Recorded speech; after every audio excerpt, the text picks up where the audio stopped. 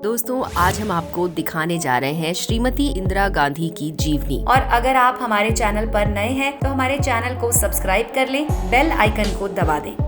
इंदिरा का जन्म 19 नवंबर 1917 को राजनीतिक रूप से प्रभावशाली नेहरू परिवार में हुआ था। उनके पिता जवाहरलाल नेहरू और माता कमला नेहरू थी। इंदिरा को उनका गांधी उपनाम फिरोज गांधी से विवाह के बाद मिला। उनका मोहनदास करमचंद गांधी से न तो खून का रिश्ता था और न ही शादी के द्वारा कोई रिश्ता था। इनके पितामह मोतीलाल नेहरू एक प्रमुख भारतीय राष्ट्रवादी नेता थे। उनके पिता जवाहरलाल नेहरू भारतीय स्वतंत्रता आंदोलन के एक प्रमुख व्यक्ति थे और आजाद भारत के प्रथम प्रधानमंत्री रहे। 1934 से 35 में अपनी स्कूली शिक्षा पूरी करने के बाद इंदिरा ने शांति निकेतन में रविंद्रनाथ टैगोर द्वारा निर्मित विश्व भारती विश्वविद्यालय में प्रवेश लिया। रविंद्रनाथ टैगोर ने ही इन्हें प्रियदर्शनी नाम दिया था। उसके बाद वो इंग्लैंड चली गयी और ऑक्सफोर्ड विश्वविद्यालय की परीक्षा में बैठी, परंतु वो उसमें विफल रही और ब्रिस्टल के बैडमिंटन स्कूल में कुछ महीने बिताने के बाद 1937 में परीक्षा में सफल होने के बाद उन्होंने समरवेल कॉलेज ऑक्सफोर्ड में दाखिला लिया। इस समय के दौरान उनकी अक्सर फिरोज गांधी से मुलाकात होती, जिन्हें ये इलाहाबाद से जानती थी और जो लंदन स्कूल ऑफ इकोनॉमिक्स में अध्ययन कर रहे थे। अंततः 16 मार्च 1942 को आनंद भवन इलाहाबाद में एक निजी आदि धर्म ब्रह्म वैदिक समारोह में इनका विवाह फिरोज गांधी से हुआ। आरंभिक जीवन की बात करें तो इंदिरा गांधी का जन्म इंदिरा नेहरू के नाम से कश्मीरी पंडित परिवार में 19 नवंबर 1917 को इलाहाबाद में हुआ। उनके पिता जवाहरलाल नेहरू एक बड़े राजनेता थे, जिन्होंने स्वतंत्रता पाने के लिए अंग्रेजों से राजनीतिक स्तर पर लड़ाई की। फिर वो अपने राज्य संघ के प्रधानमंत्री और बाद में भारत के प्रधानमंत्री नियुक्त हुए। इंदिरा जवाहरलाल नेहरू की अकेली बेटी थी। उन्हें एक छोटा भाई भी था, लेकिन वो बचपन में ही मारा गया। जहां इलाहाबाद में उनके परिवार की बहुत संपत्ति थी, इंदिरा का बचपन बहुत नाराज और अकेलेपन से भरा हुआ था। उनके पिता राजनीतिक होने की वजह से कई दिनों से या तो घर से बाहर रहते या तो जेल में बंद रहते। उनकी माता को बीमारी होने की वजह से वो पलंग पर ही रहती थी। बाद में उनकी माता को जल्दी ही ट्यूबरकुलोसिस की वजह से उनकी मृत्यु हो गई और इंदिरा का अपने पिता के साथ बहुत कम संबंध था। ज्यादातर वो पत्र व्यवहार रखते थे। इंदिरा जी को ज्यादातर घर पर ही पढ़ाया जाता था। कभी कभी वो मैट्रिक के लिए स्कूल चली जाती। दिल्ली में मॉडर्न स्कूल, सेंट सेलिलिया और saint Mary Christian convent school Allahabad की विद्यार्थी रह चुकी है। साथ ही Ecole International, Geneva, Ecole Nouvelle, वैक्स और पीपल्स ऑन स्कूल पुणे और बॉम्बे की भी विद्यार्थी रह चुकी है। बाद में जैसा कि हमने बताया कि वो शांति निकेतन के विश्व भारती महाविद्यालय गयी और उनके साक्षात्कार के समय रविंद्रनाथ टैगोर ने उनका नाम प्रियदर्शनी रखा। तभी से इंदिरा प्रियदर्शनी नेहरू के नाम से पहचानी गई। इंदिरा गांधी को 1960 में कांग्रेस का अध्यक्ष चुना गया। अपने पिता की मौत के बाद इंदिरा गांधी को सूचना और प्रसारण मंत्री बनाया गया। जब पिता के बाद लाल बहादुर शास्त्री प्रधानमंत्री बने और 1966 में शास्त्री की मौत के बाद उन्हें कांग्रेस ने प्रधानमंत्री पद के लिए चुना। इंदिरा गांधी प्रधानमंत्री बनने के बाद एक सशक्त नेता बनकर उभरी। प्रधानमंत्री पद ग्रहण करते ही इंदिरा गांधी ने राष्ट्र के नाम रेडियो पर संदेश दिया, हम शांति चाहते हैं क्योंकि हमें दूसरी लड़ाई नहीं लड़नी है। इसके तुरंत बाद 1971 में भारत पाकिस्तान युद्ध हुआ, जिसमें पाकिस्तानी सेना ने समर्पण कर दिया, जिसके फलस्वरूप इंदिरा गांधी ने पाकिस्तानी राष्ट्रपति को शिमला समझौते पर हस्ताक्षर करवाए। इस समझौते के तहत कश्मीर विवाद को सुलझाया गया। इंदिरा गांधी की वजह से बांग्लादेश एक स्वतंत्र राष्ट्र बना। इंदिरा गांधी ने ही हरित क्रांति को जन्म दिया। इंदिरा गांधी ने इसके बाद अगले चुनाव में हार का सामना किया। 1980 में संजय गांधी की दिल्ली विमान दुर्घटना में मृत्यु हो गई। संजय गांधी की मृत्यु के बाद राजीव गांधी को नेता के लिए चुना गया। इंदिरा गांधी ने एक आंदोलन छेड़ा था जिसे ग्रीन रिवॉल्यूशन, हरित क्रांति के रूप में जाना जाता है, जिसका उन्होंने नेतृत्व किया। अत्यधिक भुखमरी के कारण पंजाब क्षेत्र के गरीब सिख बहुत ही ज्यादा प्रभावित हुए। कई लोगों की जान भी चली गई। उस समय इंदिरा ने फसल विविधकरण और खाद्य निर्यात बढ़ने का निर्णय लिया, जिसके कारण लोगों को खाना सही रूप में उपलब्ध हो सका और उन्हें एक रोजगार भी मिला। गरीबी हटाओ अभियान और 1971 में पाकिस्तान पर भारत की जीत के द्वारा उठाई गई उम्मीदें 1970 के मध्य में महान निराशा और राजनीतिक कठिनाइयों का नेतृत्व हुआ। 1971 के युद्ध की भारी आर्थिक लागत, दुनिया में तेल की कीमतों में वृद्धि और औद्योगिक औद्योगिक उत्पादन में गिरावट की आर्थिक कठिनाइयों को भी बढ़ा दिया। इस समय के दौरान JP नारायण इंदिरा गांधी के खिलाफ एक नागरिक अवज्ञा आंदोलन शुरू कर चुके थे। जून 1975 में इन सब संकटों के बीच इलाहाबाद उच्च न्यायालय ने चुनावी भ्रष्टाचार के आधार पर 1971 के चुनाव को अवैध इस्तीफे के बजाय इंदिरा गांधी ने देश में आपातकाल की घोषणा की और उसकी राजनीतिक विरोधियों को जेल में डाल दिया। आपातकाल मार्च 1977 तक चला और बाद में आयोजित आम चुनाव में वो जनता मोर्चा बुलाया पार्टियों के गठबंधन से हार गए। सन 1971 के चुनाव में इंदिरा गांधी को भारी सफलता मिली और उन्होंने विभिन्न क्षेत्रों में विकास के नए कार्यक्रम भी लागू करने की कोशिश की, पर देश के अंदर समस्याएं बढ़ती जा रही थी। महंगाई के कारण लोग परेशान थे। युद्ध के आर्थिक बोझ के कारण भी आर्थिक समस्याएं बढ़ गयी। इसी बीच सूखा और अकाल ने स्थिति और बिगाड़ दी। उधर अंतर्राष्ट्रीय बाजार में पेट्रोलियम की बढ़ती कीमतों से